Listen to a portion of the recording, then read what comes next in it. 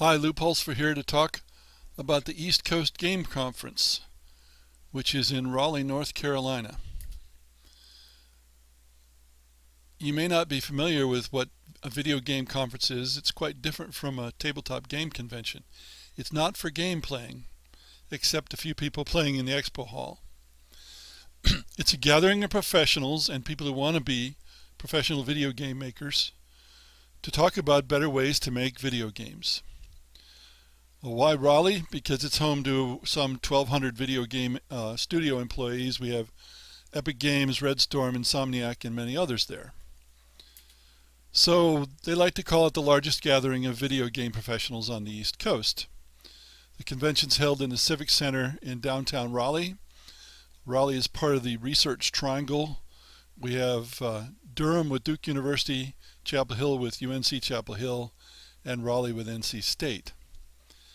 And this year, 2014, there are about 1,500 attendees. I'd say the strong majority of the people attending the talks were students. And the talks are one of the major, if not the major, activities of a game conference. This was the 6th annual conference. It was preceded by smaller gatherings. It's always on a Wednesday and Thursday in late April. And tabletop people might say, why on Wednesday and Thursday instead of Saturday and Sunday? Because a video game conference is business, and so people go on business time. It occurs during the week. There were lots of talks and tracks, and a keynote each day. One by Ken Rolston, who was with Warner Brothers at the time, and one by Mary DeMarle of Eidos Montreal. And there were quite a few different seminar tracks with 3 or 4 talks every day: production, art, programming design, and so forth. Here are titles of some of the talks.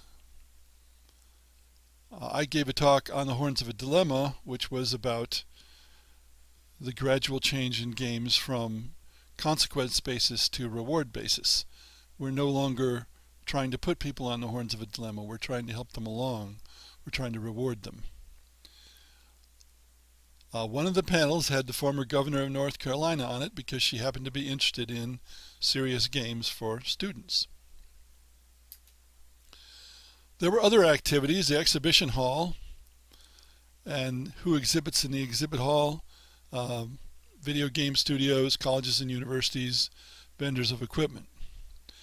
There was evaluation of student portfolios in the career lounge. There was recruiting.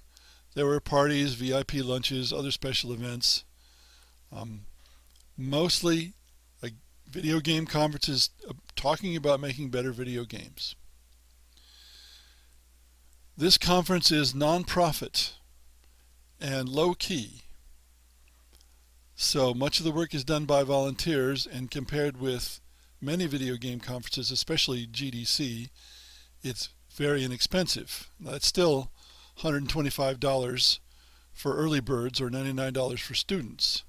But for video game conferences, that's very inexpensive. Frequently, video game conferences are 4 figures to attend, just to get into the convention, and that doesn't cost the hotel costs and so on.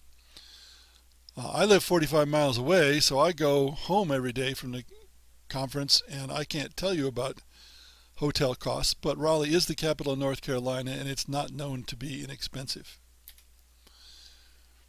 This is Walter Rodenberry, who is the co-founder and co-chairman. He's also head of game development at Wake Technical Community College. People playing Goat Simulator, which was quite popular even though it's quite dumb. There was a student art show. All the talks are videoed, but the conference has a very poor track record about making the recordings available online. And the 2015 dates have not been set yet. If you look up East Coast Game Conference, then you'll find it fairly easily on the web.